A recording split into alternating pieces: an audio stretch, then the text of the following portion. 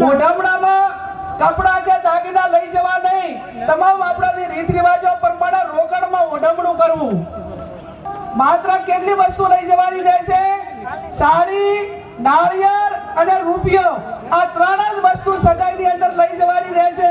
બીજી કોઈ પણ પ્રકારની વસ્તુ લઈ જવાની રહેશે નહીં।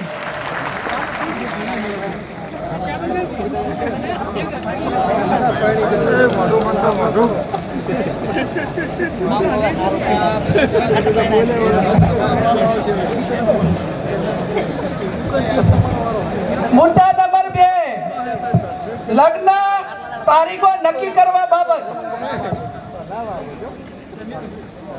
ઘણા બધા સમાજો